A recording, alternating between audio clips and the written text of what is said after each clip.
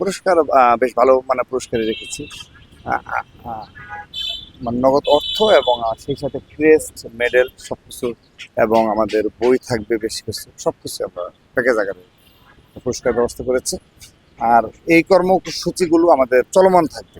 আমাদের এই রমজান শেষ হওয়ার পর আপনি দেখেছেন যে আন্তর্জাতিক নারী দিবস উপলক্ষে কিন্তু আমরা কর্মসূচি পালন করেছি এবং বেশ বেশ কিছু কর্মসূচি পালন করেছি আন্তর্জাতিক নারী দিবস উপলক্ষে। এবং তার পূর্বেও মানবাধিকার দিবস বলেন, যতগুলো কর্মসূচি পালন করার সময় সবগুলোই আমরা করে যাচ্ছি। কারণ ছাত্র দলের যে গতানৈতিক ধারার যে ছাত্র রাজনীতির যে ধ্যান ধারণা শিক্ষার্থীদের মনে যারা লালন করে, কিংবা আমাদের নেতাকর্মীরাও যারা বিগত সময়ে এই ছাত্রলীগের যে ধরনের অপরাজনীতি দেখে এসেছে এবং মানুষের বাংলাদেশের সাধারণ জনগণের একটি স্বাভাবিক প্রবণতা হলো যে শোডাউন নির্ভর রাজনীতিতে তারা অভ্যস্ত। অর্থাৎ নিজ নিজ এলাকায় যে শোডাউন দিতে পারবে তাকেই তারা লিডার মনে করে। এই প্রবণতা থেকে বের হয়ে নিয়ে আসার আমাদের একটা প্রচেষ্টা রয়েছে, যেহেতু আমাদের ওয়ার্ড পর্যায়ে কমিটি রয়েছে। আমরা চেষ্টা চালিয়ে যাচ্ছি যে এই ধরনের রাজনীতি থেকে বিরত হয়ে এই ধরনের সামাজিক সাংস্কৃতিক কর্মকাণ্ডে উৎসাহিত হবে তারা।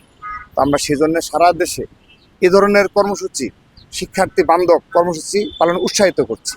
কোনো প্রকার ব্যক্তিগত শোডাউন, বিনা কারণে শোডাউন নির্ভর যে রাজনীতি, পদের আধিপত্যবাদের যে রাজনীতি, সেই বিষয়গুলোকে আমরা যেন ধীরে ধীরে শূন্যের কোঠায় নামানোর আমরা চেষ্টা চালিয়ে যাচ্ছি। হ্যাঁ, তখন ন্যাশনাল ইস্যু থাকবে, তখন অবশ্যই আপনাকে রাজপথে সেদিন প্রতিক্রিয়া ব্যক্ত করতে হবে। তো সেক্ষেত্রে আমরা অবশ্যই সে ধরনের সে বিষয়ে সোচ্চার থাকবো, কিন্তু অবশ্যই গতানুগতিক দ্বারা ছাত্র রাজনীতি থেকে আমাদের বের হয়ে আসার আমাদের প্রচেষ্টা অব্যাহত রয়েছে এবং আমরা বেশ সফল হয়েছি ইতিমধ্যে। পবিত্র মাহে রমজান উপলক্ষে আমরা বাংলাদেশ জাতীয়তাবাদী ছাত্রদল কেন্দ্রীয় সংসদের পক্ষ থেকে ইফতার মাহফিল সহ বেশ কিছু কর্মসূচি গ্রহণ করেছি। প্রতিটি ক্যাম্পাসে আমাদের শুধু দলীয় নেতাকর্মী নয়, সাধারণ শিক্ষার্থী সহ একটি, যেহেতু সর্বশেষ সময়ে আমরা সেভাবে ইফতার মাহফিল ক্যাম্পাসগুলোতে করতে দেওয়া হয়নি এবং যেন হামলারও ঘটনা ঘটেছিল। তো এবার যেহেতু একটা স্বাভাবিক পরিবেশ বিরাজ করছে, সে কারণে আমরা সে উদ্যোগ গ্রহণ করেছি।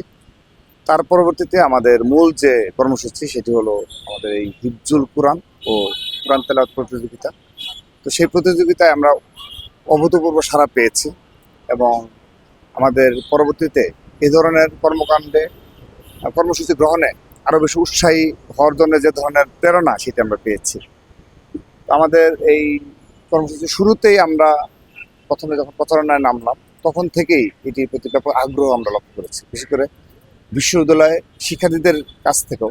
যদিও বিশ্ববিদ্যালয় বন্ধ হয়ে গিয়েছে, সকল বিশ্ববিদ্যালয়ের ক্লাসগুলো বন্ধ হয়ে যাওয়ার কারণে শিক্ষার্থীরা বাড়ি চলে গিয়েছে, তারপরে যারা রয়েছে তাদের মধ্যে উল্লেখযোগ্য সংখ্যক শিক্ষার্থী আমাদের এখানে অংশগ্রহণ করেছে, যারা মানে পারদর্শী তারা।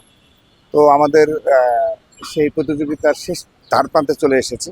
আমাদের 1023 জনের মতো আমাদের প্রাথমিক বাছাই শেষে, তারপর আমাদের তৃতীয় ধাপে এসে আমরা 94 প্রতিযোগী পেয়েছি। সেখান থেকে আমরা এখন সুপার 10 নির্বাচন করছি আর কাজ করার পর আগামীকাল আমাদের সেই সুপার 10 থেকে ফার্স্ট, সেকেন্ড, থার্ড আমরা নির্বাচন করবো টি সুইট।